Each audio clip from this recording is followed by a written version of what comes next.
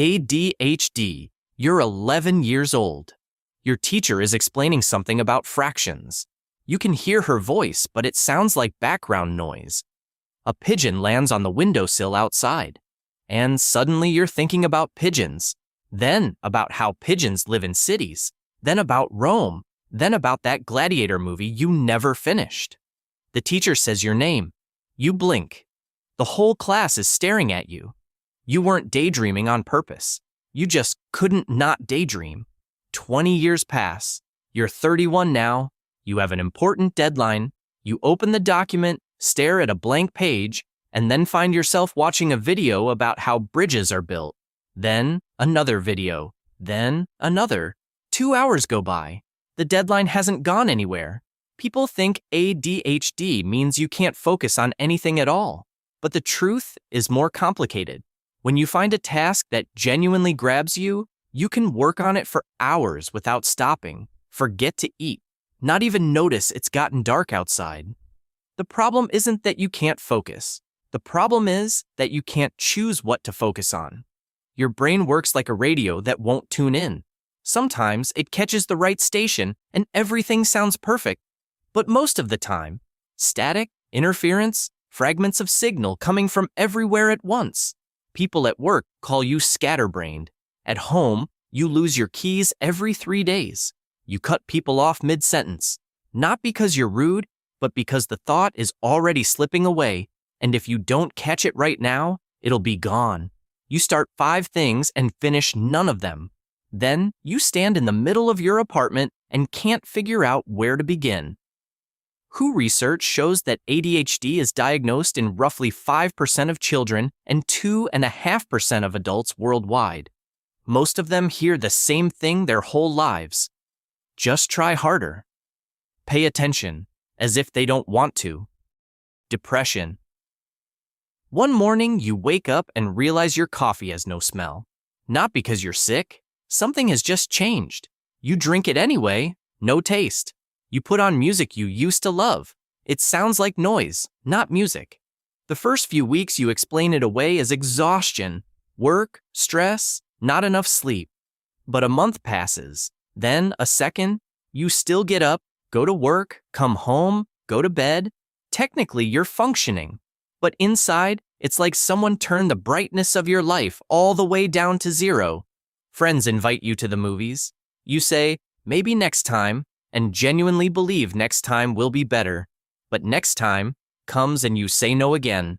Not because you don't want to see them, but because pretending to be okay takes energy you simply don't have. Depression is not sadness. Sadness hurts, but it's alive. Depression is feeling nothing, an emptiness without cause, a heaviness without a source. You go to bed at 11 and wake up at 10 and still feel exhausted. Or you lie in the dark until 3 in the morning staring at the ceiling. Food exists, but brings no pleasure. Your body moves, but like it's pushing through air that's gotten thicker. According to the WHO, depression affects more than 280 million people worldwide. It's one of the leading causes of disability on the planet. But the hardest thing about it isn't the pain, it's the invisibility. From the outside, everything looks fine.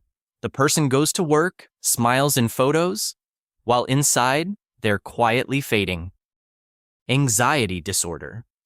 You need to send an email to your boss, a simple email, just confirming the time of a meeting. You write it, read it over, change the first word, read it again. What if it sounds rude?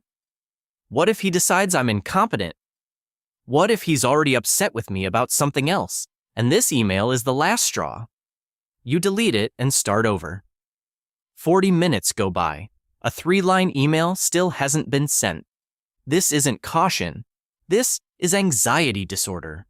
It's different from ordinary worry, about the same way a broken fire alarm is different from an actual fire. Everyone gets anxious. But with anxiety disorder, it never shuts off. It's background noise that plays constantly. Softly or loudly, but never completely silent. You're riding the subway and you think, what if the train gets stuck in the tunnel? What if something goes wrong with my heart? What if I lose my job next month? What if my parents get sick? Each thought pulls the next one along, and the chain never breaks. Physically, it feels like a constant mild cold. Your shoulders are tense, your stomach is slightly clenched. Sometimes your heart races for no visible reason. You take forever to fall asleep because your mind won't quiet down.